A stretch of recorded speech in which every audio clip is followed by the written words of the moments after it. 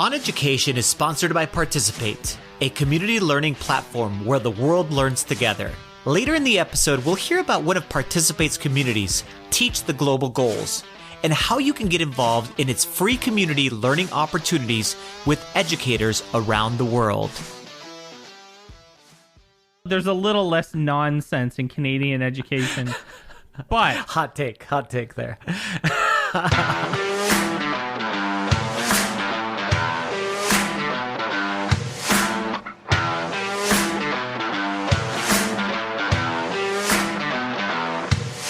Welcome to OnEducation, part of the On Podcast Media Network. My name is Mike Washburn. And I'm Glen Irvin. Friends, we have an awesome pod for you today. We will discuss how test publishers are making a huge profit from supposed learning loss, take a dive into the proposed curriculum in Alberta, and our guests this week are educators and authors, Cooney Horwath and David Bott. So, every week we talk, and there's a new game. So, I mean... There's always a new game. For me, anyways. I'm playing Forza 7 a lot. Forza Motorsport 7. So not Horizon, the other one, the more simulator one. Yeah. And I'm legitimately thinking about buying a steering wheel. Those are cool. With the gear shift and everything, cool. or no? With the pedals. Like I'm thinking about getting the pedals everything. too. Not the shifter, because I think you can shift on the steering wheel too. But I'm thinking about getting the pedals and the steering wheel. The thing is, though, dude, that I went and looked at. I went on Reddit and kind of like read people's thoughts about these steering wheels, and I read someone linked a video to like one of the, because Forza is like a big esport. Like there's a lot of competition. Like there are world competitions, world championships for Forza, if you didn't know that, which is it's like the Madden, right? Like Madden, there are big championships. They don't draw the same numbers in terms of like people packing a stadium like League of Legends or Dota, but they're a big deal, and the prize money is huge still. So it is a big deal. And those guys are all using controllers, which I found interesting. So I'm gonna.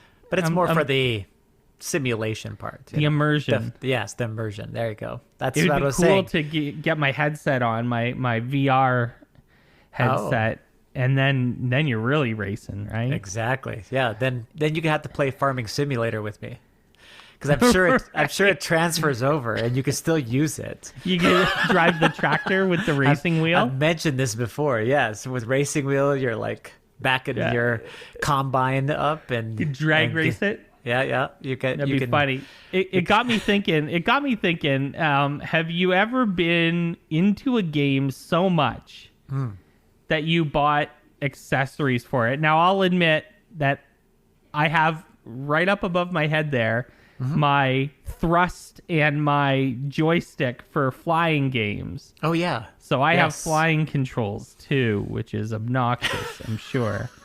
And I'm curious, have you ever bought anything, an accessory specifically for a game or a type of game?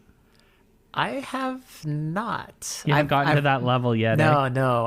I like I said, I've watched this one guy on Twitch and on YouTube that is plays all kinds of driving simulator type of games. So there's a one where you drive like American Truck Simulator, it's called, and there's also a Euro Truck versus one, and he does a lot of that, and he plays Farming Simulator, and then there's another one where you drive in these off roads in Canada and Alaska, and you drive these different types of vehicles through treacherous situations, and you have to go recover something that broke down or whatever. You have to solve problems basically, but he does it all with the steering wheels and stick shifts and whatever it might be. So it's interesting.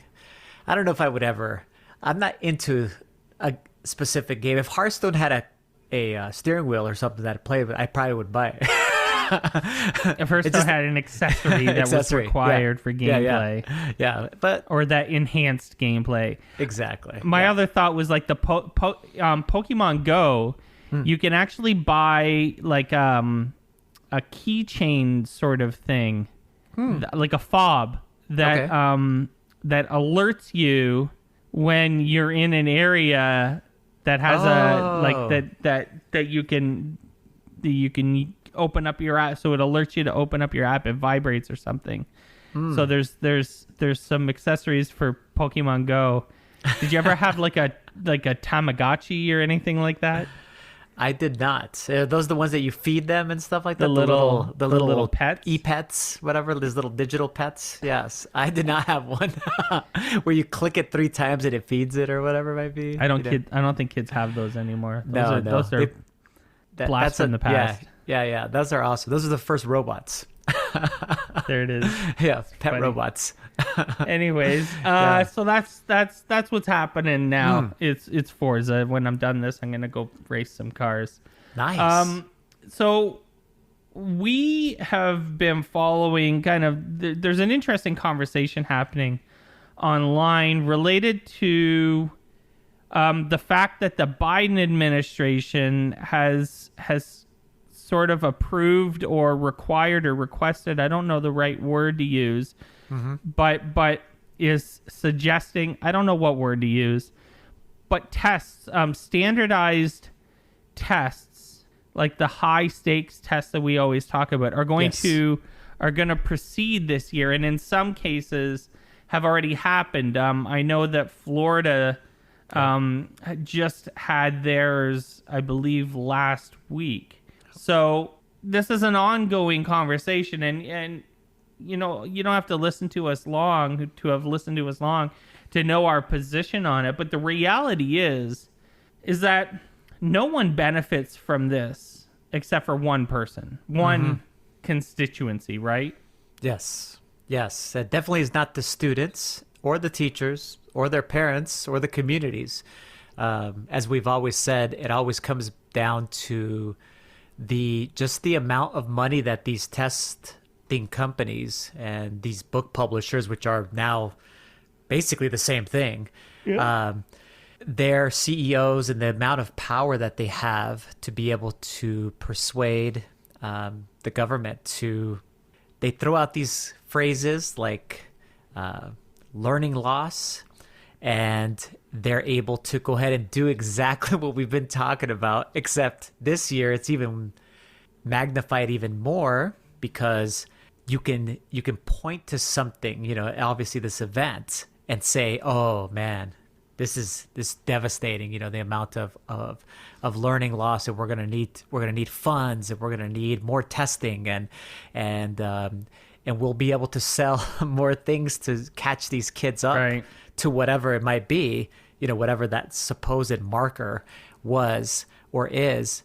And yeah, there's just a ton of money in it right now. And actually, Mike, a lot of ed tech companies are reaching out to, you know, instructional coaches like me or technology directors, and basically peddling their products, because there's a certain amount of allotted funds that have been allotted to this thing called learning loss. And it can be spent on, for example, summer school, or on things like specific programs that you're going to use to, you know, somehow address the situation. Yes. And these companies know that you have that money, and they know that it's been earmarked only for that specific purpose, and they know that they can get in on it right now. So I don't blame them, you know, but it also is just an unfortunate situation. Like, we're going to be testing next week at the school that I'm at, and I'm just not, I just don't get it. It sucks. It's terrible always, but it's terrible especially this year. It's like, wow, it's just such a stupid idea. But yeah, it feels like a government decision that has no basis in need or want, and is probably primarily based on lobbying and donors. And that's unfortunate. You know, I get a lot of flack at home occasionally. Hashtag segue. Okay. About not talking enough about Canadian education. Okay. Yeah. Generally our Canadian education system is a little less exciting than all the nonsense. There's a little less nonsense in Canadian education. But hot take there. But do I have a doozy for you? Because the Texas of Canada, okay, Alberta, also hot take. The Texas of Canada. I never heard that one before. Yeah. Yeah, it's Alberta. Any Canadian knows what I'm talking about. Okay. Alberta has a government that, if we thought that the Ford government of Ontario is bad, the UCP government of Alberta is much worse. Much worse. Like Ford is at least in a lot of cases smart. He's just bad. Okay. Where Jason Kenney, the premier of Alberta, is neither smart.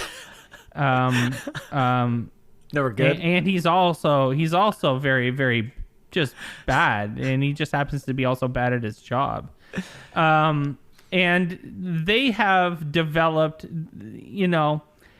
as any good government that has giant ideological, positions would have, they decided to do curriculum because, why not indoctrinate our kids too?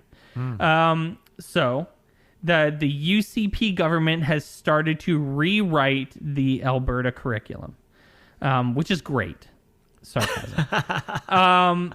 And the draft Alberta curriculum, in particular for social studies, is a special kind of dumpster fire that I am not going to be able to relay super well. I'm actually reaching out to, there's some people doing some great writing and analysis and breakdown of this draft curriculum that I would love to have on the podcast to really talk about this. But let me just say that, it's basically, they've adopted a curriculum that is basically the opposite of, think about like what we know about pedagogy and how to teach, in particular, social studies.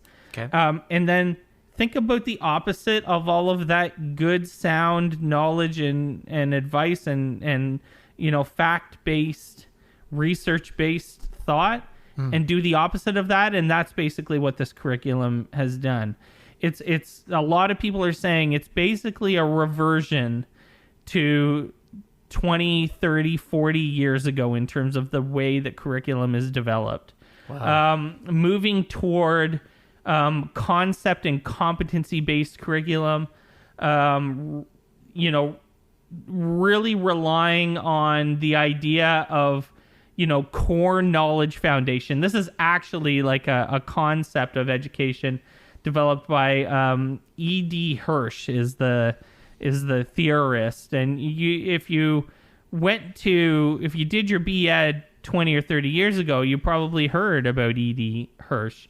And the idea that students have to store up knowledge, dates and people and all of these facts and figures before they can even possibly comprehend what they've been taught.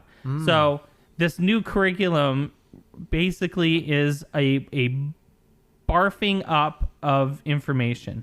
Oh, yeah. And an expectation that students retain all of that. And the irony is that you're going to listen to Jared and David a little bit later, and they're going to talk about the fact that all of this is wrong in the sense that this curriculum jams kids as young as in grade 2 or 3 with so much data, like found what they would call foundational knowledge, that there's no possible way that they could learn any of this in a year, and even less of a possibility that they could apply it and construct ideas about what they've learned, which is actually what you're supposed to do in social studies learning. Sure.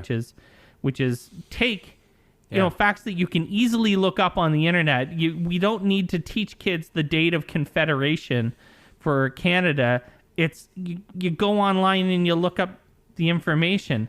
What we really want to teach kids is not about who the first prime minister of Canada was, but talk about the John A. Macdonald and his complexity as a person, and how that complexity as a person formulated his thoughts and ideas of how he governed the country, including some of the bad things he did. Speaking of that, and I don't want to get into this too much, but the most egregious act in this curriculum is the complete whitewashing of the curriculum of any sort of, race ideas, and concepts related to racism and slavery, which happened. There was definitely a lot of racism in Canada, and if, how do I say this? The great shame of the United States is slavery. Okay. The great shame of Canada is what we call residential schools. So if anyone wants to go look up something and learn something about Canada that, from our past, go learn something about the way that we treated our Indigenous people. Not right up until not very long ago, the 70s and the 80s, in terms of these residential schools. And this curriculum just completely denies the impact that residential schools have had on our Indigenous societies. It's absolutely disgraceful. And I'd encourage anyone listening who lives in Alberta to do everything you can to oppose the adoption of this curriculum. But at the very least, go and take a look at what it is and do some reading. And if you need, reach out to me and I'll give you some resources. But again, we're hoping to have someone on to talk about it, because man, oh man, it is like the worst kind of dumpster fire, because it's actually going to create lasting damage that is just going to have to be undone the next time the UCP government gets, booted out of office, which is hopefully soon. So, I wanted to put it out there because it's a mess, and people should be aware of it. So hopefully we'll have someone on to talk about it. But what a disaster this is. What is the UCP conservative parts of very yes, of the government? Party? Pretty. So we've kind of explained the ideological spectrum of Canada's a little bit interesting. So there's a Liberal Party of Canada, and they're pretty centrist, center left, but definitely tax center when they need to for elections and stuff like that. They would be to the left of what the United States' Democrats would be, for sure, though. So the Democratic Party of the United States is beyond the Bernie Sanders and the AOCs of the world, which are more ideologically aligned to the left of Canada. The Liberal Party as a whole is definitely left of the Democrats. Okay. And the NDP, which is the party I'm a member of, is to the left of the Liberal Party. Okay. By quite a bit. And then on the right, there's the Conservative Party of Canada. That's our national, but they are definitely to the left of Republicans by quite a bit, I would imagine. And then there are provincial parties that are definitely more to the right of the Conservative Party of Canada, and the UCP party is definitely to the right of the Conservative Party of Canada. It's a mess. Yeah. It really is a mess. I would put our provincial Conservative Party in Ontario also to the right of the Conservative Party of Canada. So also a mess. Yeah. I wonder if listeners out there, right wing. If the listeners out there too in the United States, they probably have heard similar horror stories and probably have been even enacted in many of our states. I would say even there was someone posting a lot of things about a proposal similar to this a social studies curriculum proposal that at least was being discussed in the state of Minnesota where I'm at, that reminds me of several different things that you're describing here. So I'm sure it's a unfortunate common movement that is happening, throughout various, obviously in North America. But this is, like you just said, it's not only unfortunate, but it's going to be devastating for kids. And let me tell you, so we talked a couple weeks ago about whether education is political. Like, if you need a case study in why you need to be politically involved in your education system, this is it. Because I'll tell you, I know, well, there had to have been thousands of teachers that voted for the UCP party in Alberta. And now those thousands of teachers are going to have to end up teaching a curriculum that is, frankly, racist. And certainly, someone said this curriculum recolonizes the curriculum. So you hear that term decolonize the curriculum all the time, with the idea that, the curriculum that has been designed in much of the Western world is centered around white men in particular. And basically someone said that this curriculum recolonizes the curriculum. Dang. And that's an astounding setback. And it's political. If you were ever confused about whether your job is political and your actions are political and whether you should remain apolitical or not, well, I'm sorry, but you don't have a choice. Because this is what you get when you stay apolitical or when you stay uninformed about what your people that you're voting for are going to do when they're in office. It's really sad. It's really a shame. This interview is really long, and I'm not going to apologize for it. We're going to play you the whole thing because it's fantastic. So when we come back, you're going to hear probably one of the best interviews that we've done on the show. It has to be in the top 10. It might even be in my top 5.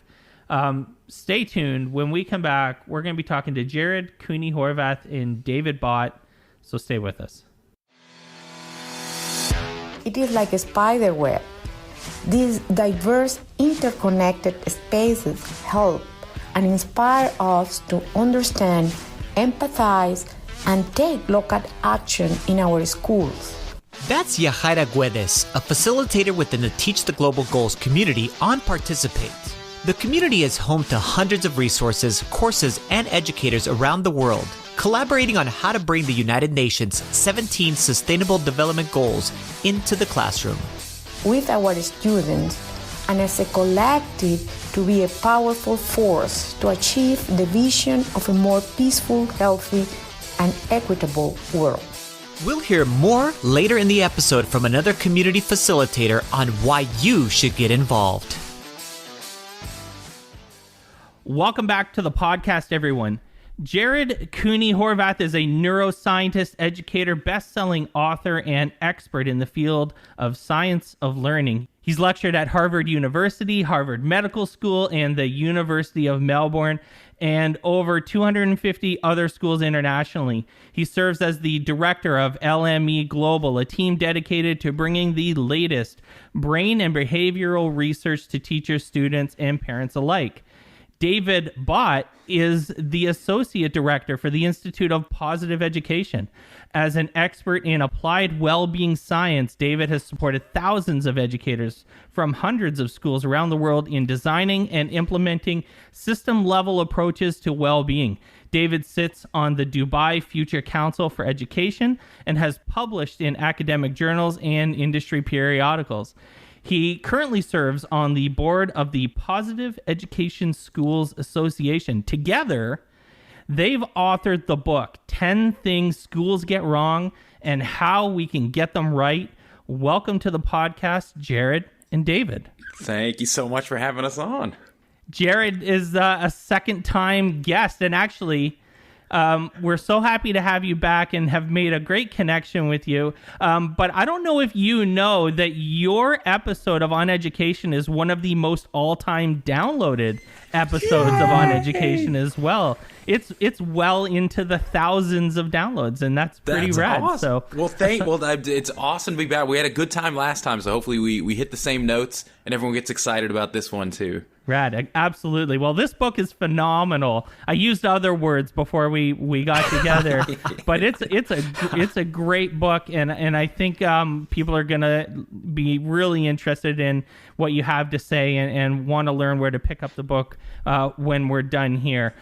So Glenn and I have picked a few of these topics. You have 10 things, and we'd like to dive deeper into a few of them, generally aligning to kind of our interests in education. But before we dig deep into these other few, can we go down the list here and get you to give us kind of a 2 or 3 sentence rundown of what you're meaning with each of the 10 problems? Yeah, perfect. So I'll kick it off. I'll take the first 5. So we start out the book with expertise, where we take a look at what does it mean to be an expert. And here we differentiate between theory and practice, and we learn largely that teachers are the experts when it comes to teaching. And once you recognize that, then a lot of issues of education might start to kind of fix themselves, which then kind of leads into 2, which is the problem of translation.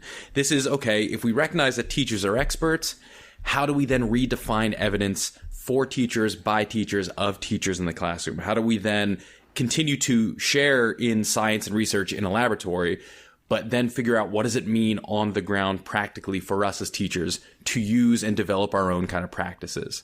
This then kind of leads, number 3 then is into grades and this idea of assessment. And here's where we take a look at what is the impact of using letter/number type grades with students, and then how does that bleed back into their worldview, how people view school, education broader. And then once we tackle grades, small topics, as you can tell. Right, yeah. We then go into homework, and we take a look at what does the research then say about homework, what is its best practice, and then how are we using it possibly incorrectly? How can we do it better? And then 5, I think, was mindset, which is the big buzz term for the last decade in education, mindset, growth mindset. Turns out it doesn't do what most people think it does. So in chapter 5, we take a look at what is the truth behind mindset and what can we meaningfully expect from it. Is it going to be the big grade booster we want, or are there other things we need to expect from it? So that's kind of the first half of the book. David, you want to take the next half? Yeah, thanks, Jared, and thanks, Mike and Glenn, for having us on. It's nice to be with you guys. Chapter 6 is on 21st century skills. And this chapter firstly explores the origin of these 21st century skills, where they came from, why did we decide on these 4 specific skills when there are tens or dozens or hundreds of crucial skills that students need to be learning right now. So how did we settle on these specific ones? And then the problem with transferring those skills out of schools into the real world. So all the issues associated with really discreetly focusing on little skills like that, and the fact that they don't really necessarily transfer effectively out into the real world. Chapter 7 is on computers, and this has been a hot topic because, Jared, in his own words, is a Luddite. I actually love computers. I'm a bit of a tech guy, probably a little bit like you, Mike. I've got the HomeKit, kind of Apple HomeKit house and stuff. But what we see in the literature here, it blew my mind, really, and that is that there seems to be no benefit, really, a demonstrable benefit of using computers to assist learning. And the problem with computers is not the computers themselves, but actually the fact that we try to use them because they're there. And that's what a lot of educators do. And so there's all sorts of science and literature around this really fascinating exploration. Chapter 8 is on rewards. And this is an old chestnut, this one, isn't it? It's been around a long time, this discussion, but really we look very carefully at how rewards are used as a form of coercion, really, and the downside of that long term for learning and wellbeing, particularly.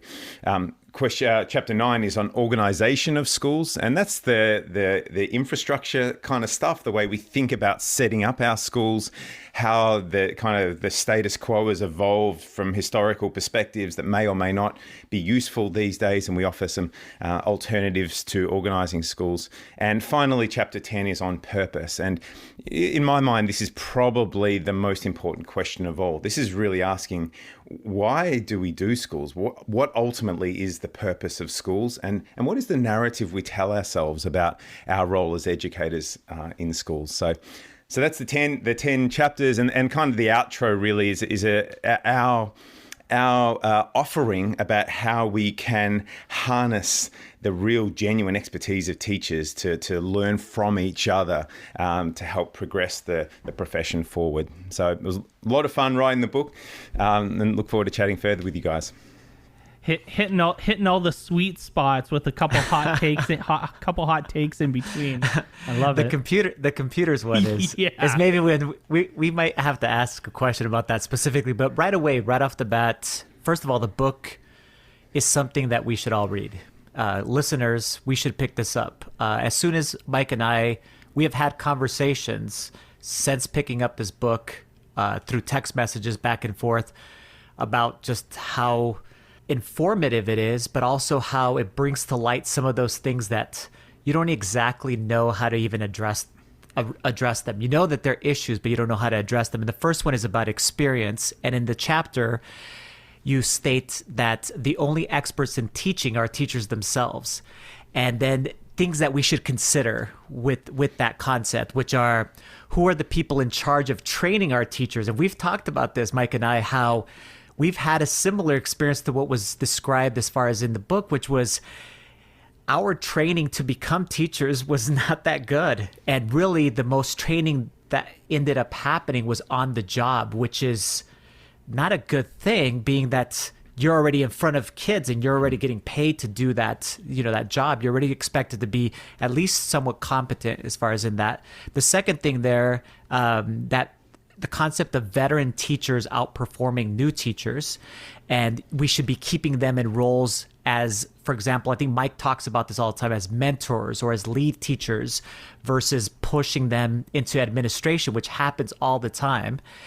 And then finally, the concept of professional control. And again, Mike and I address this on the podcast all the time, which is letting the teachers internally define and generate and enforce the best practices, which are currently controlled, at least in the United States, and I think similarly in Canada, by outside forces. So they're talking about like politicians, school board community members that may not have any expertise as far as in education itself, or the worst one of all, testing companies, which really drive us insane.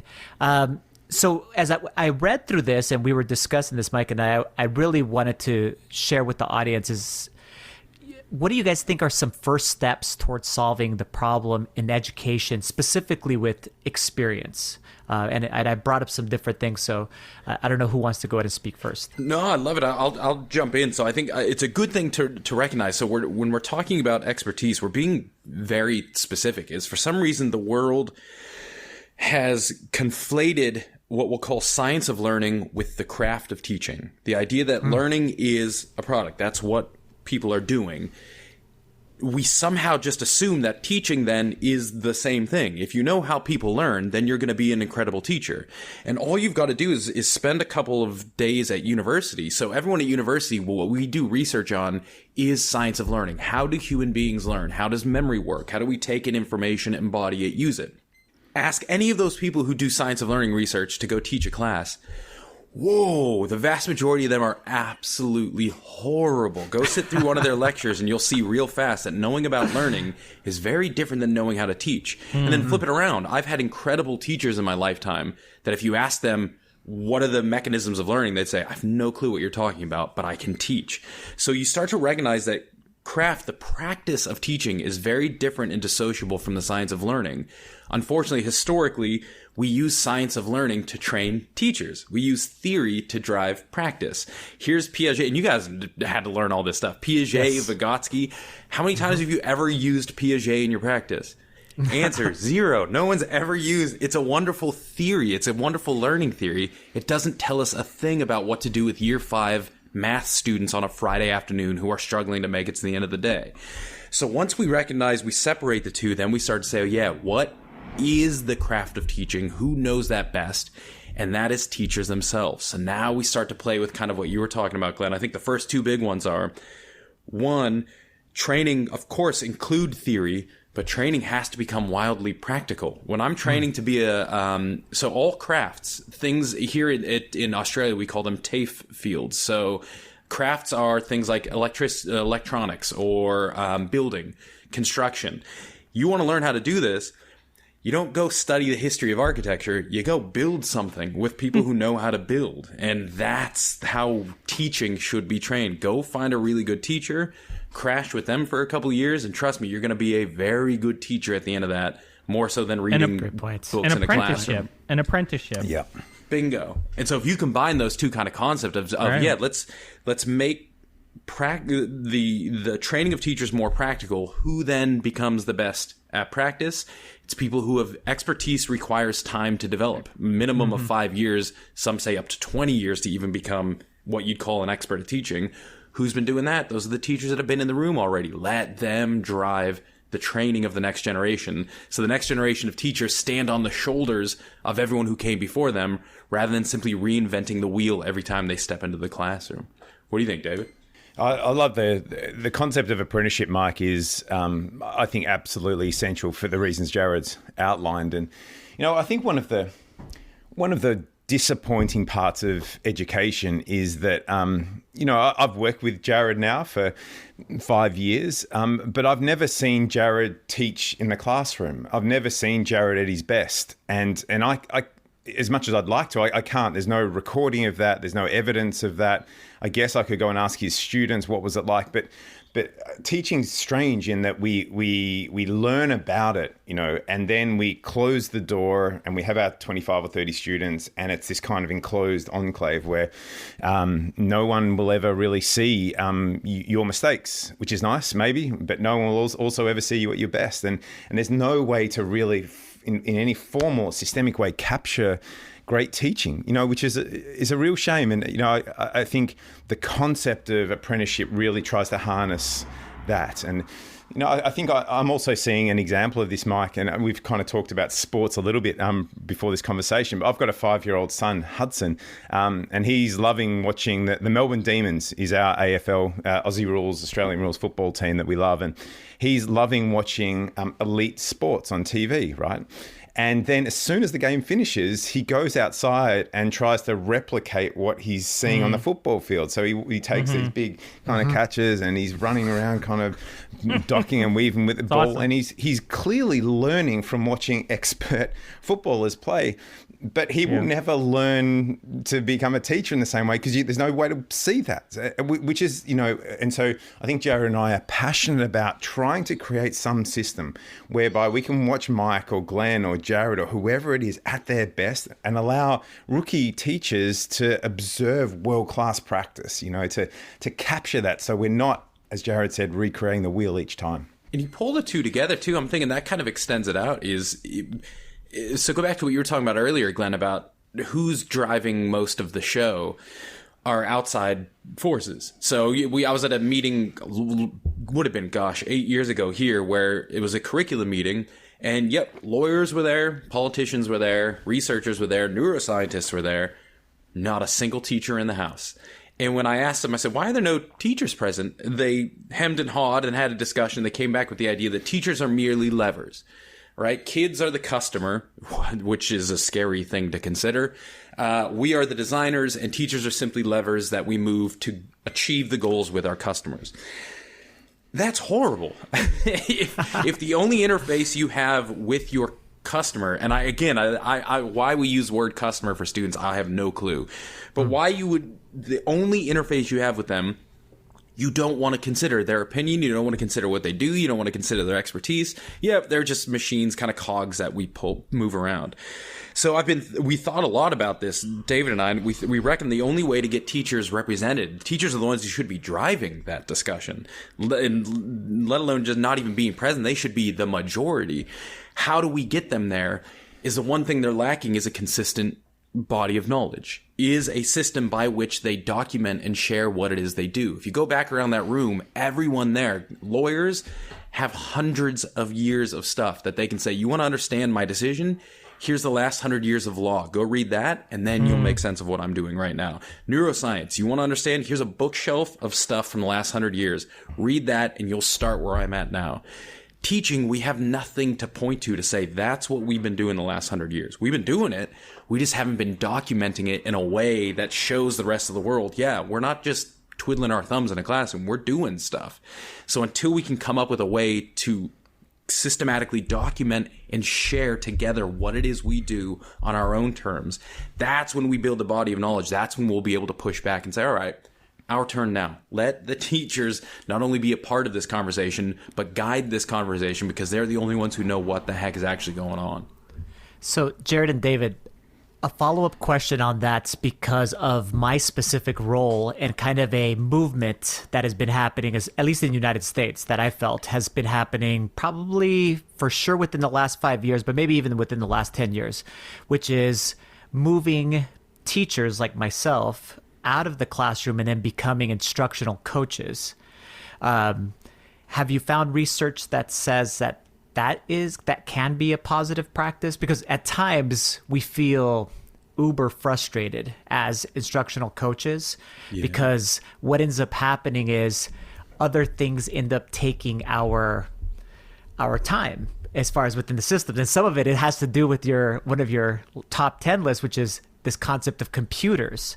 So computers and instructional coaching somehow got smashed together in the United States, and we became kind of these IT people, but yet we're still helping with instructional coaching. And then the mixture of those things has just become kind of convoluted. Yeah. So we've always wondered, does it pay off, number one, to pull us out of the classroom? And number two, have you guys seen in research some examples, that it can be successful? Yeah, the coaching model it's relatively new. It's been around for about a decade. But the research coming out with it is very strong in that, if you've got an effective teaching instructional coach, and typically one that works either in your school or in your district. So rather than say, I've got some guy in the UK who just talks to me. But no, if you've got someone who knows your system very well in your goals for your school especially, that's when you can really see huge benefits, especially what's weird is you'll see with younger teachers, you'll see boosts to their performance. With the older teachers, what you see is a more, it's because it's hard to say they're boosting their performance. It's a change in their performance.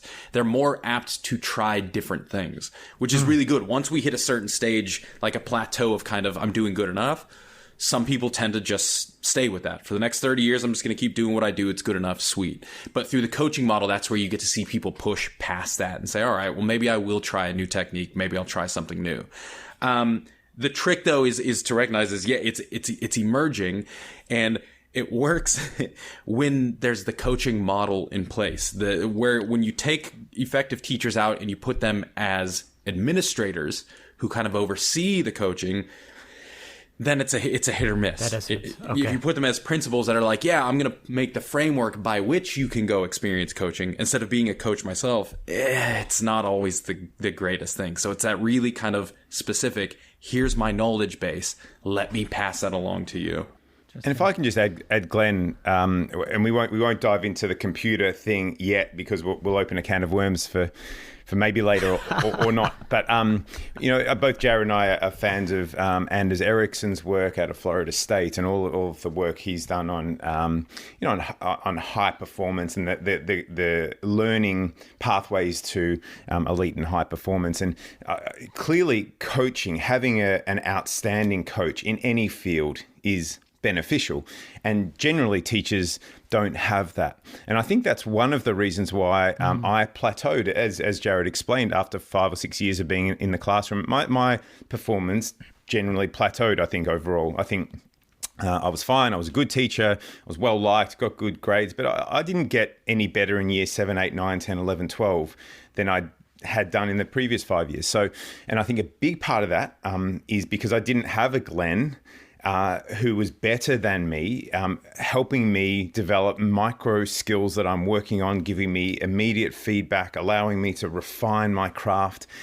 So we don't really have these coaches in the same way that many other crafts or many other professions do. And so I think absolutely that is a missing element. I think in this, that I need someone better than me that can guide my next evolution throughout my career, not just the first 5 or 10 years, but into year 45 and 50 as well, as we evolve through, and I think the last thing I'll say on this is I think that's an essential component of professionalism. I think it's part of the definition of professionalism is the desire to grow, to seek growth, where regardless of where you are, you should be wanting to get better every single day. Every single lesson should be better. Or you should be, attempting to be better than the one yesterday. And I think that's a defining characteristic of professionalism. But that requires someone guiding us through the process. Otherwise, we're kind of flying blind.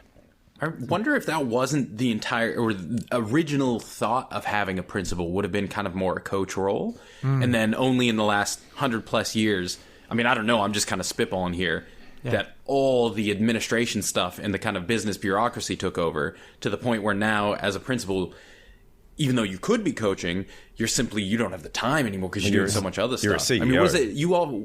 What do you talk about, David? Like the list of all the stuff that teachers and administrators have to do is just absurd these days. Well, I think more and more principals start off being an excellent English teacher, and they evolve through middle management, and they end up being a CEO of a large organization. The school that I work with, the school that, Jared and I, many of the schools we work with have, 60, 70, 80, $100 million turnovers each year, and so as a principal, you're running a huge kind of large organization. There's no chance you're going to be able to provide guidance to the third year out, fourth grade teacher and help her with her practice. So, so we see one of the big challenges of principalship, but also of middle management or sort of middle leadership in schools is, and even with rookie teachers, is that teaching, we call it a teacher, that's a role, that's on your business card or on your email signature, but actually teaching isn't really all you do. You're also a marketing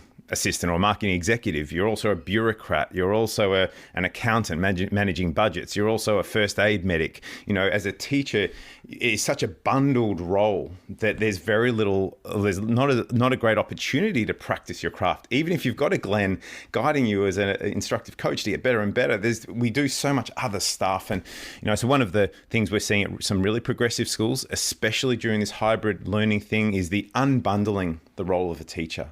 We take a great teacher and we say, wow, you are doing amazing in teaching 12th grade physics.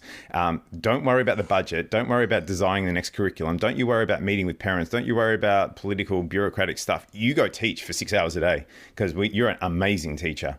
Roger Federer is an amazing tennis player. He plays tennis all day. You're an amazing tennis player. You go teach all day. And so the unbundling the role of the teacher is, I think, essential going forward as well. It's funny. I was just thinking I've been in one of these high schools. I was thinking about this high school I was in Austin, Texas. It was a giant campus. I mean, the principal of a high school in Austin, Texas would oversee hundreds of staff and thousands of students, including multiple divisions that have their own little staff ecosystems. Like the football program has a staff of probably 20 at a high school in Texas. So I totally get what you're coming from there in terms of the principal of a school, not necessarily being an instructional coach. That's for sure. So let's talk about homework and opportunity cost. I love that you focus on the concept of opportunity cost. It's just perfect for my wonky brain. For anyone out there that hasn't taken any sort of kind of entry level economics course, we'll give you like an opportunity cost is the concept of the value of the option that you do not choose. That is the definition of opportunity cost. So when we talk about homework and opportunity cost, let's lay it out. What are students missing out on when they end up doing homework all night? What is the real opportunity cost that you think they're missing? And what is the balance, or is there a balance that can or should be found between homework and the other paths not taken? Yeah. I'll go first, Jared, just with one angle. I think that's a great question, Mike, and I think there's some really fascinating ways to think about this. The chapter kind of starts by saying, in Australia, this year in Australia, there will be 350 million hours of homework set collectively for Australian students, right? And Australia is a relatively small country, as you know, in terms of population, but that's a lot of human life we're consuming, getting students to do homework. And depending on where you look, there is arguably some benefit to some students of doing that homework. But we also see that 90% of Australians are not, 90% of young Australian students are not meeting exercise guidelines set by the Australian Institute of Health and Welfare. So we're not meeting these basic physical guidelines. So instead of students running around playing football, hanging out with their friends, maybe playing music, maybe going to drama class, maybe reading with mum and dad, or cooking with nonna, or whatever they're doing, 350 million hours of that is being consumed in Australia by doing homework. So that's a huge number of hours. And you've got those two stats in terms of physical health. There's just one way to compare these two. We have to have a very clear justification for homework. If we are consuming that amount of life, there has to be some very strong evidence, I would have thought, to be doing that kind of thing with students. Now, I'll hand over to Jared in a sec to talk about the kind of the distinction, particularly between primary elementary students and middle school students and high school students. This question, Mike, I think we really have to divide the different age groups because the literature is pretty clear on this. But I think we have to think about the physical well-being, the social well-being, the emotional well-being of our students, and our starting philosophy really should be that homework or things that are happening at home, I think, in a social family environment, we should not be impinging on that as schools unless there's a very, very solid justification for taking that time away from family, friends, sports clubs, music, whatever it is. So let's really assume we should not be impinging on that as educators unless we can have very, very strong justification for doing it. And I'll hand over to Jared maybe to talk a little further. It's interesting. I was thinking about that the other day, is where does this modern push from work into the household? So as adults, our work is bleeding more and more and more and more. And I don't mean from COVID. I mean, before that, you would work your 8-hour workday, but then you'd also do a couple hours of homework and you'd have to be able to answer your phone at 9. And you know how this stuff goes. Where did that come from? Oh boy, perhaps it comes from an entire culture of homework, a concept whereby as kids, we're reared whereby, yeah, you've got 6 hours of work, but that's just prepping you. Your real work comes when you go home. Because apparently I don't have enough time in my 1 hour to teach you anything. What I have time for is to get you ready to learn. And then you've got to go try and do that stuff yourself. Sorry about that. So what you start to see these opportunity costs, like David was saying, and I think they're really important, is let's just talk about learning. Okay, so if homework boosts learning, now we can start to say, okay, there's a benefit to homework. Congratulations. Let's assume then that learning doesn't happen anywhere else. By assuming that homework is the only place you're going to get learning, that by playing guitar with your friends, you're not going to do any learning. By playing a sport, you're not going to do any learning. Of course, we all know that's absolutely asinine. Doing other things is going to help us learn as well. So already you have this kind of distinction where it's not the only way to learn. Things that kids do are going to help them learn regardless of whether or not they're reading a book. It's all good when it comes to learning. So now we get to say, what kind of learning do we want? So if we just take a look at bookish learning, academic learning and outcomes, for primary year students, the impact of homework on academic outcomes, learning achievement is zero. There's just nothing there. The more homework a young kid does, congratulations, that's going to do nothing to their schoolwork. Right. The reason for this, we think, is largely because kids don't know how to do homework. They don't know their own thinking. They don't know their own patterns well enough to take control of it. So all they end up doing is focusing on things that they're already good at. And more importantly, the only kids who benefit from homework at that age are kids whose parents do it with them. Now that's awesome. Like, I'd love it if I had every parent guaranteed to read for an hour with their kids every night. I'd say just do that. Read with your parents, go to town. Problem is, I can't guarantee every kid has that opportunity. So now what you've already done is you've just drawn a pretty stark divide between parents willing to chip in and parents who don't have the ability because they're working 3 jobs to chip in. And now your kid's going to suffer because we've made homework essential and you didn't do it with them. They're not learning. Sorry. So you can assume homework in primary levels, waste of time and actually going to divide people. Middle school gets a little bit better. High school is where you see your biggest benefit of homework in terms of learning and academic outcomes. But it's what you call an inverted U curve. So it's not a linear thing. More homework equals better performance. What you tend to find is at about 60 minutes of homework a night, the benefit of homework starts to plateau, and then it actually flips. That once you're doing homework for more than 90 minutes a night, you're actually learning less than people who are doing less than you. So if you do homework for 3 hours a night, you'll learn about the same amount as someone who did 15 minutes that night. And this is just a learning mechanism. The brain cannot learn wild amounts of information incredibly fast. There's a limit to what we can do each day. Right. So now we start to say, okay, opportunity cost.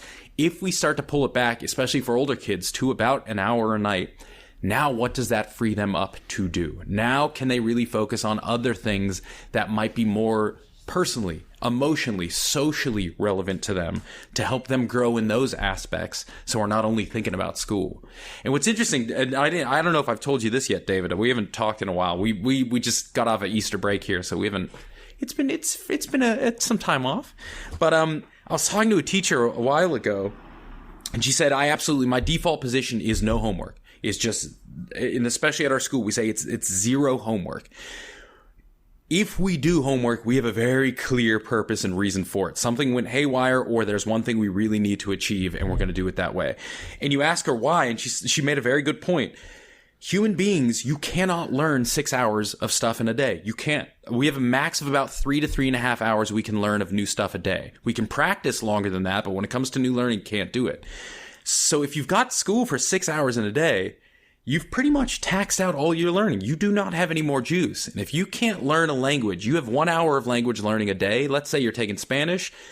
If you can't learn in 1 hour what you're going to learn, trust me, an extra 30 minutes at night ain't going to do it for you. She said, once I realized that class time is meant for learning and we lock it down from bell to bell, we are learning. I don't need homework. Homework is what I used to use to avoid having to teach. And she said, once I recognized that, we all started gathering around this idea that no, in our hour of learning during a day, that's it. You don't do math more than an hour a day. No human being, unless they're passionate about math, can really handle more than that. And then homework starts to become irrelevant. So, and you know what's interesting is that we just had a conversation about apprenticeship and teachers. But, you know, in your book, you actually say at a practical level, several analyses have demonstrated that homework largely boosts learning when it is task-based and focused on the practice/rehearsal of previously learned knowledge or skills. Whenever homework introduces novel material, requires deep consideration, or takes a project-based approach, learning diminishes significantly. I copied that before we were even talking because it stood out to me, and we just had this conversation about teachers and this idea that they should learn more as apprentices. Well, the idea that students should, and I actually have a really good example of this. When I taught computer science, one of my, areas, one of my units of study was graphic design and photography. And so I would teach students about the rule of thirds, for example, right? And so you teach students about rule of thirds. And yeah, I assigned homework, but the homework was now go take pictures. Go practice what you've learned by taking pictures. You don't have to show me them necessarily. I'm not going to assess them. I'm not grading them. You don't have to hand them in or anything like that. I just want you to go and take pictures. So when you have 5 minutes of time, if you have 10 minutes of time, go outside in your backyard and snap a couple pictures and try to use the ideas that you've learned. And I think that that's what you're talking about. The idea that you can take this opportunity for homework, make it smaller, and make it practical, make it useful, and related to what they've learned. A key thing with homework, you're spot on, is practice is key. Is once we do it, now this opens a whole can of worms on flipped learning, the idea that, hey, I want you to go do some learning and tomorrow we'll talk about it. I can talk about that in a second, but you can probably guess that that's probably not great. And it never has been. No offense. Flipped learning isn't new. Our teachers used to make us go read a chapter and we'll discuss it tomorrow. That's flipped learning. And I don't know about y'all, I never in a million years read anything my teachers asked me to read because I knew they'd have to teach it to me the next day. Why would I waste my time?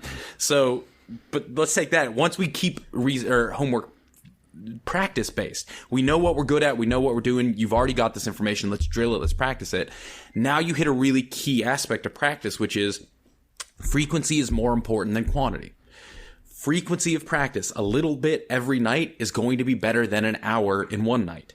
So you're spot on. Is if I give me 10 minutes of drilling some math problems, give me 10 minutes of taking photos outside, give me 10 minutes of actually play some musical scales for me. That's it. Now go about your business. All you need to do is bring it online. Frequency more important than quantity. And we see the same thing across all forms of homework with students.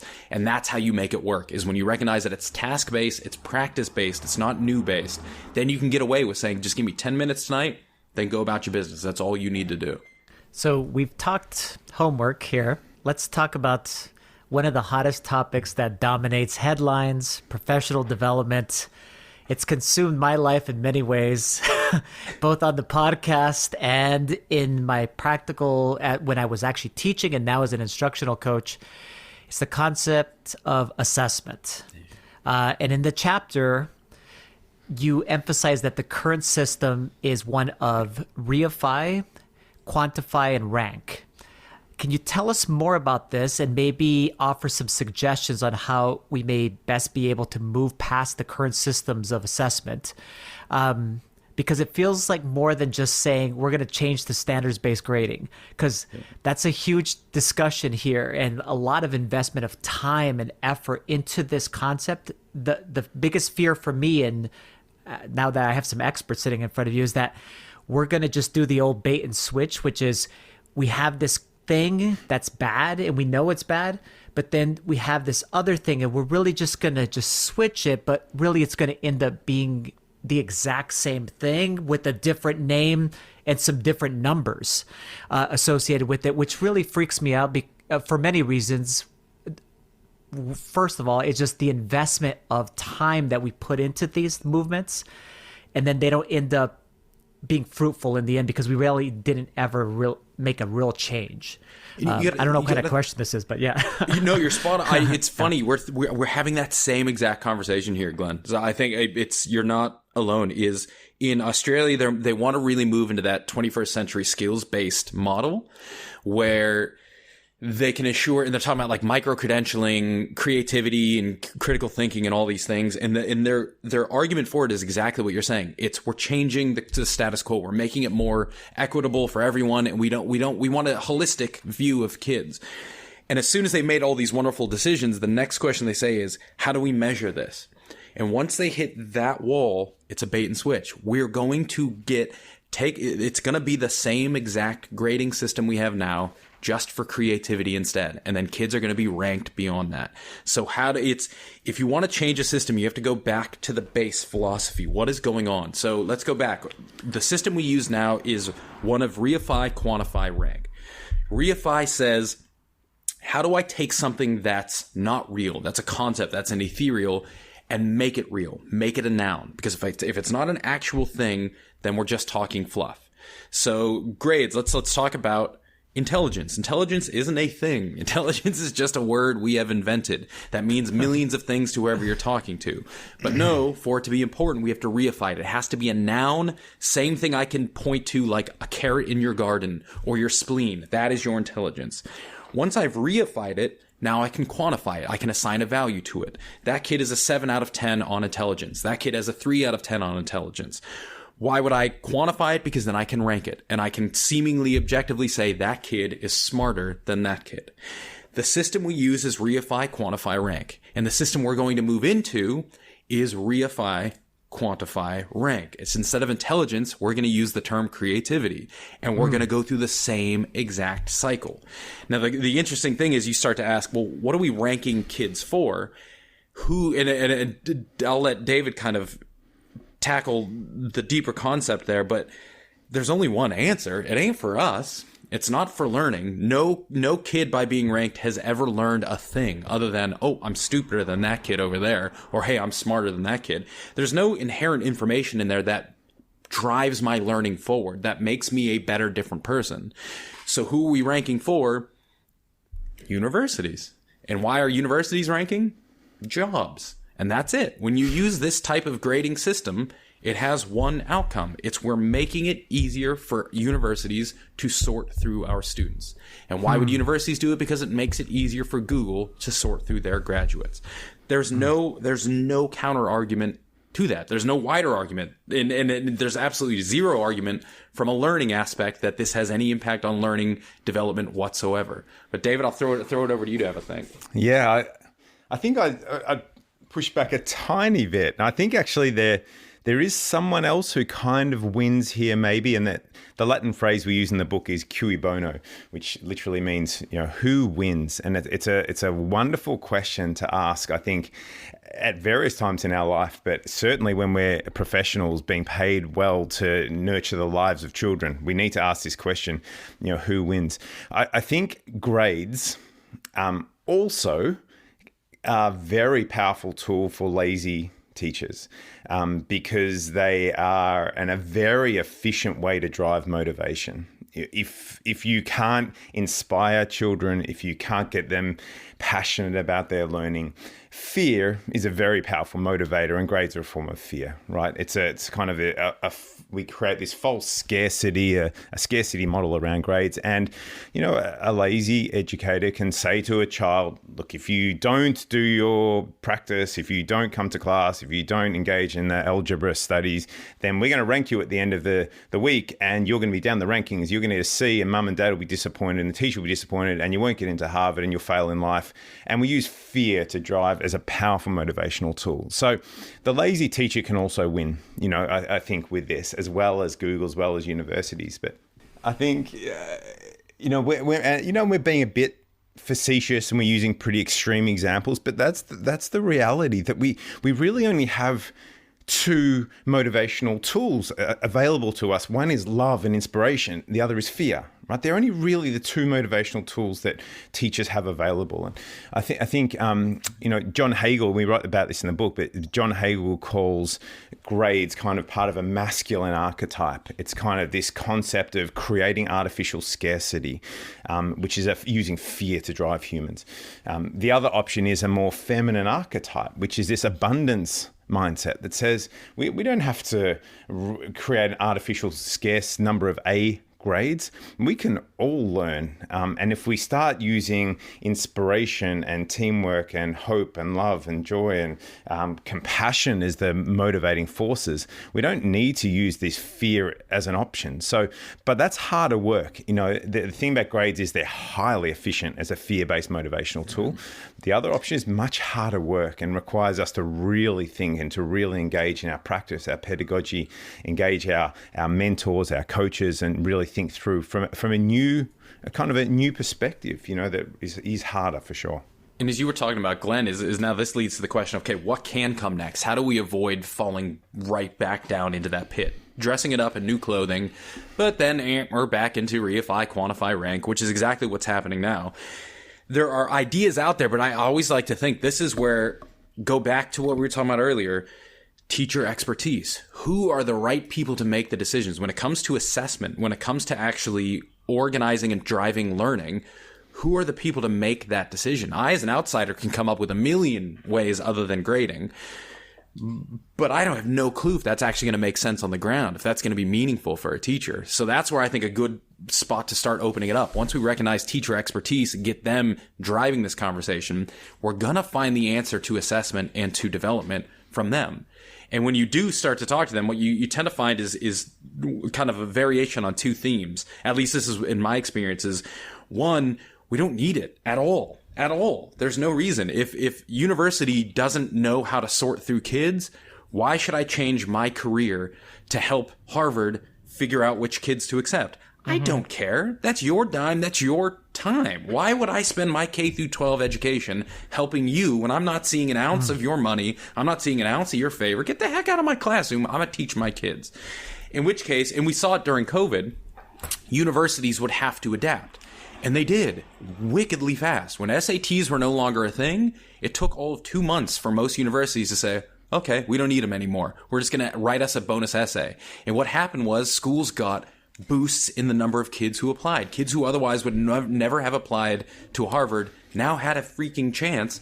Why? Because they got to make their own portfolio. There was no longer a thing that said, I'm this much better than my peers. There was just a, here's me, here's my ideas, do you like me? And so that's why when teachers focus on learning, on development of students, there needs never be a grade, and everything they do is an assessment. Anytime a kid opens his or her mouth, they're showing us what they know. Everything becomes an assessment, just not one with a letter or a rank at the end of it. The other variation theme then of variation one is, let's just do nothing. Let's just teach kids. And when they're ready, we say, okay, you're ready to go out into the world. Boom.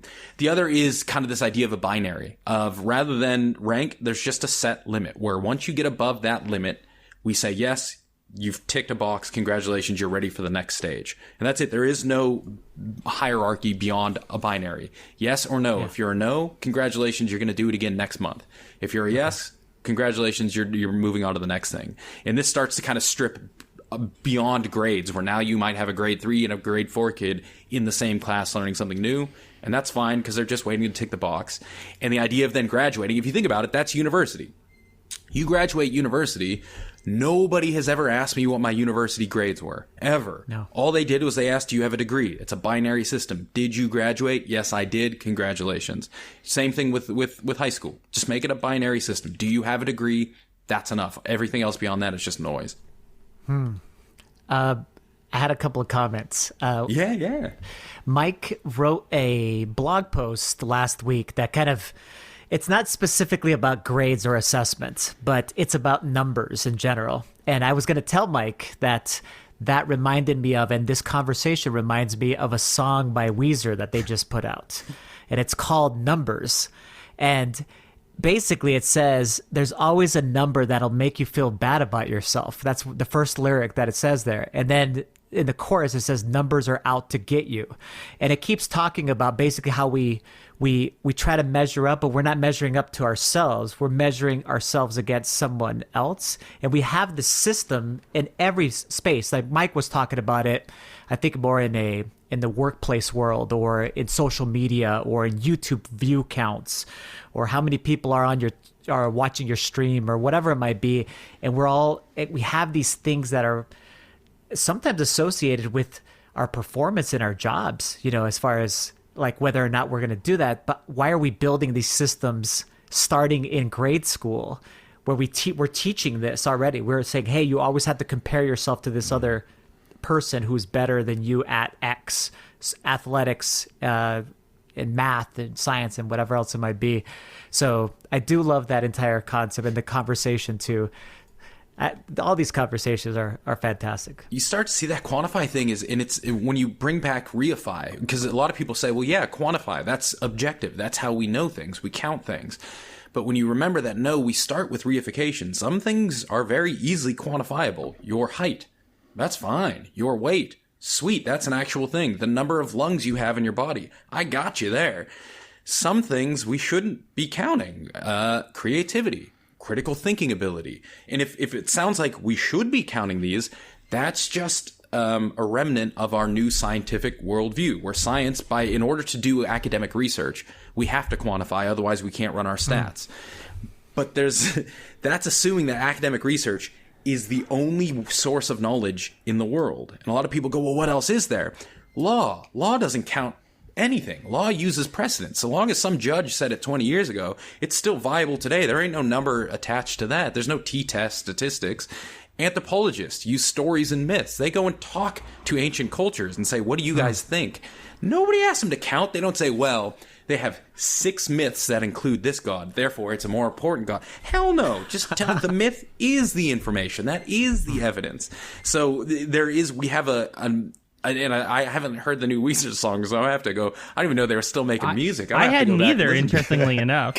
I was singing the other day so at good. Pinkerton. It's so that good. album, that was me in high school, and if they're still going, God bless them. I wanted to mention the irony is that my blog post was actually about the inability to quantify the value of a community based on the numbers that the community generates. Yes. Like the metrics of your Twitter followers does not a community make. Your number of Twitter followers, your the amount of people that watch you on Twitch does not a community make. And I end it by saying that there's no community of practice without community, and there's no community without relationships. Because I was talking about a focus on metrics. The ironies are all over the place with this conversation. So but that's they're easy. How easy are numbers? It's easy to slide into it, right? So let me add just a little well-being angle that we've battled with for 10 years in the well-being space, and that is in a school. Unfortunately, what we measure matters. Right. And so you start measuring math grades, or you start measuring attendance, or you start measuring whatever. There's an instant kind of unavoidable focus that goes to those metrics. Right. And we can't help looking at those Twitch metrics, Mike. And, there's kind of this powerful attraction to those metrics. We've had a really interesting discussion for 10 years about well-being. Should we be measuring well-being? Should we be reifying hope or kindness or gratitude or love?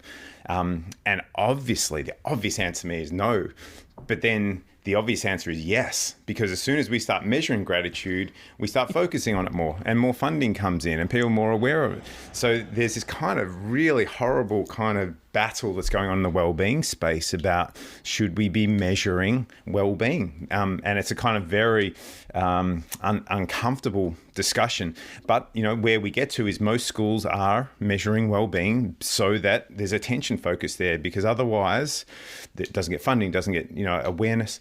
And parents or students or teachers only focus on academic performance because we're not measuring the other stuff, the well-being stuff. We're not measuring it, therefore it doesn't matter as much. So it's a really uncomfortable, awful. And I don't know how it plays out ultimately. And I think in the US, maybe we're seeing this more and more, the measurement of well-being, that really increasingly sophisticated measurement of well-being, for the purpose of allocating funding there. So, it's a really uncomfortable space. But yeah, that's a weird thing to think about. I haven't thought of it. By measuring it, does it make it more meaningful for kids? I mean, once we measure attendance, kids are more likely to attend, although some are going to rebel against that and say, screw you, I'm never going to win this game, I'm out. Yeah. So I wonder if by measuring well-being, we make it more meaningful for kids. Well, I've got to do that. But at the same time, how many are going to just opt out of it and go, well, screw it, I'm never going to be number one when it comes to hope and belonging.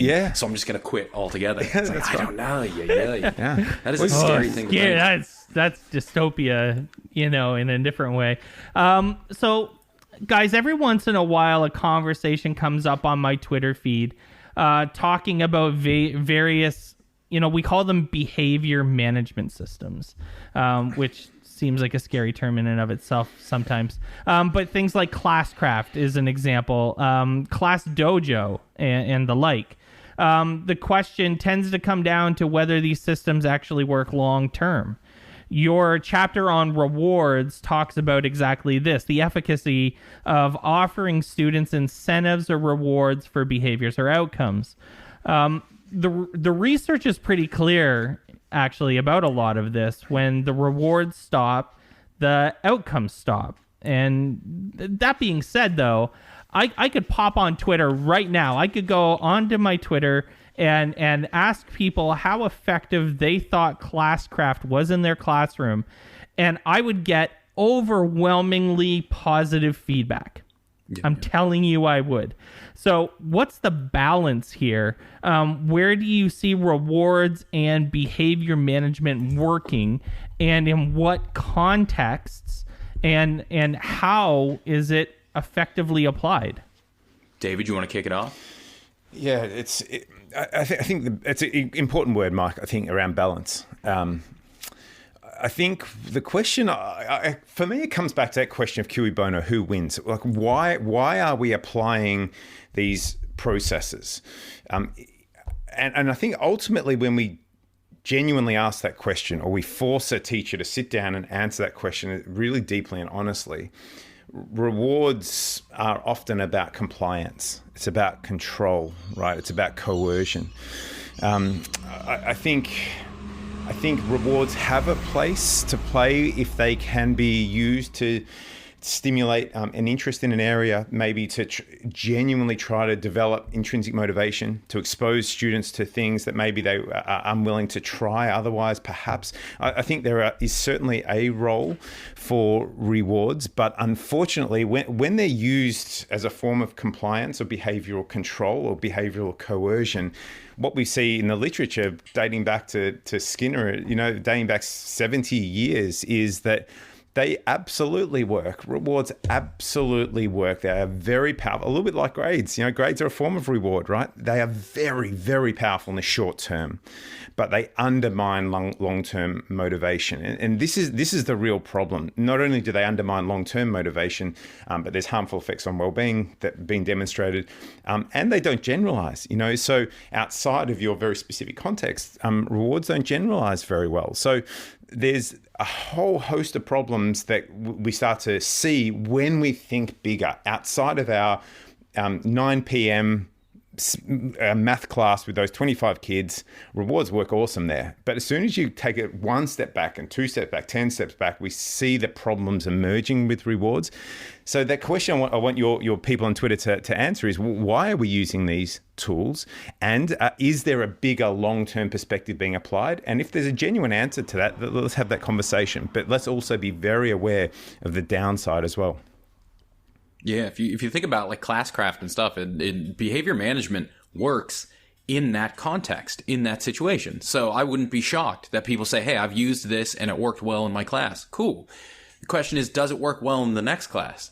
Does it work well the next year? And the answer there is no. You can train behavior in a context. You cannot train a generalizable behavior outside of that context using rewards. So we see this all the time when kids if you use a behavioral management system in morning classes, afternoon classes, kids aren't going to act that way. And when you stop using it, kids go back to normal. So rewards are a phenomenally powerful tool to change behavior. It's just, like David's saying, what's your longer term view on this? What's it doing the class before, the class after, next year, when they graduate? And maybe, and frankly, I totally buy this answer, maybe you don't care. I don't care. I will use behavioral management in my class because I need my kids to do work with me.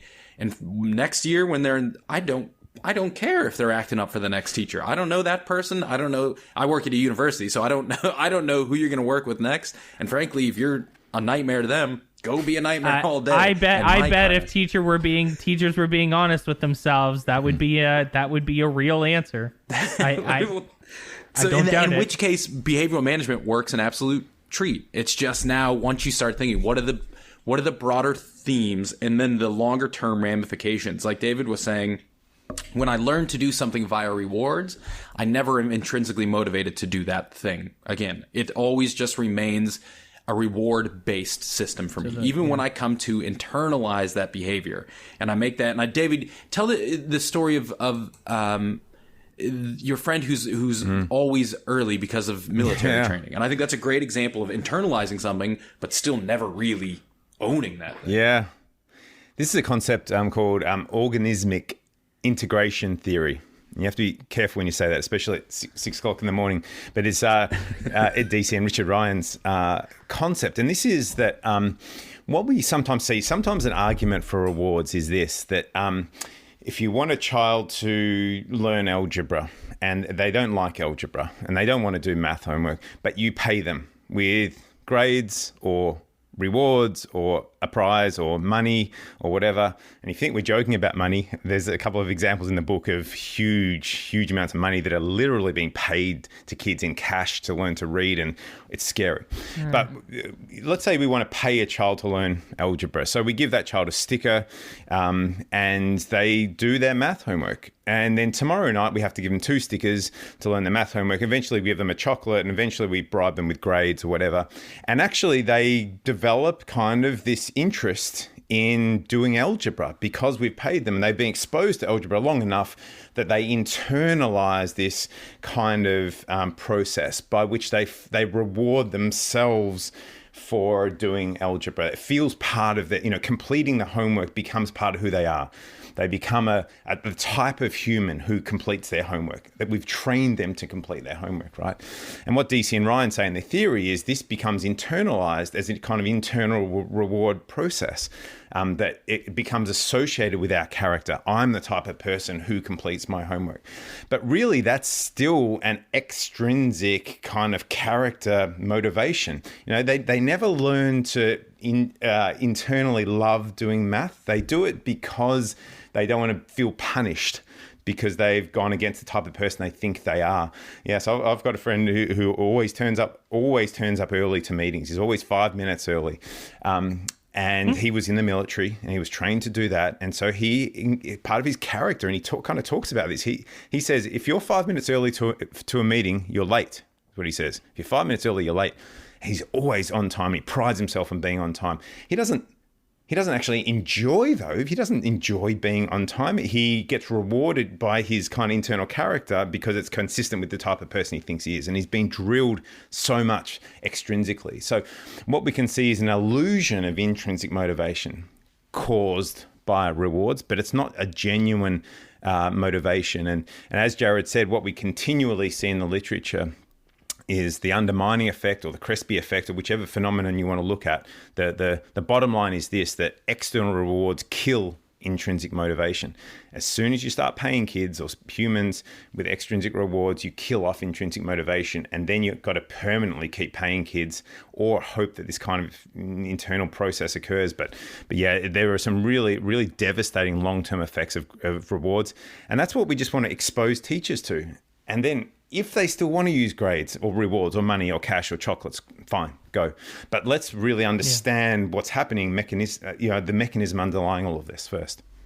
I think it's a good point with this book is we try to teach the why, not the what, ultimately.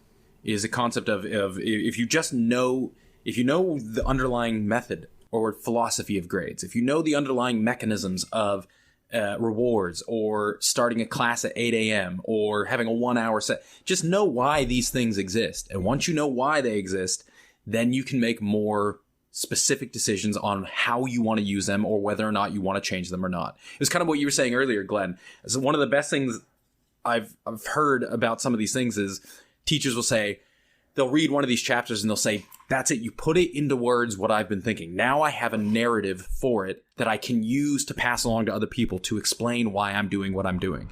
And that's what I kind of think this is once you know why, once you have a narrative for these things, then you can decide how it is you want to play with them. And if you choose to keep playing with them, go to town. Just address the narrative. And if you choose to not, cool. Use the narrative to tweak it another way. There's no right or wrong ultimately, but if you don't know why, then all we're doing is just talking about form. We're just talking about action. We're just talking about what do I do and no longer about function. Why are we doing any of these things? Well, this was one of the best conversations we've had. So we're going to have you guys back because there's more to discuss. I mean, there's 10 chapters in the book. But for now, how can teachers connect with you online, each of you, and then direct us to where we can purchase your book? Yeah, so the book is 10 Things Schools Get Wrong and How We Can Get Them Right. And it's available everywhere online. If you go to Amazon, if you go to Booktopia or any of those, it's all online. And then also, my website is lmeglobal.net. So if you take a look there, there's some good book material there. There's some videos online there as well and some course stuff. And David, how about you? Yeah, I'm enjoying having lots of conversations on Twitter as well. Jared and I are having some really fun conversations with educators. So probably best to connect with me at David Bott at Twitter. And Jared is JC Horvath. So get involved. We've had a really interesting conversation last week about what do expert teachers do differently to normal teachers or rookie teachers. So that's been causing some fun. So yeah, so thank you so much for the conversation, Mike and Glenn. It's been really, really fun to hang out with you guys. Yeah, thank you guys. Amazing. Jared, David, thank you so much for joining us on the podcast. This is Ava Gay Blackford, another facilitator within the Teach SDGs community. I believe that education is the most powerful force to encourage human rights and dignity, to wipe out poverty and strengthen sustainability, to build a better future for all. I think others should join this community because it creates a support network for members and serves as a global gathering place for teachers to share stories and support one another as we all figure out what learning looks like during the current global pandemic. To access hundreds of resources about the global goals and to connect with almost 1,000 educators around the world, join the free Teach the Global Goals community. Visit go.participate.com/global goals to get started. Thanks for listening to OnEducation. My name is Glen Irvin. My co-host is Mike Washburn. OnEducation is part of the On Podcast Media Network. You can listen to this show and many others by great educators like Monica Burns, Mike Matera, Tisha Richmond, and many more by visiting onpodcastmedia.com. Want to get in touch with us? Check out our website, oneducationpodcast.com. You can tweet us at OnEducationPod.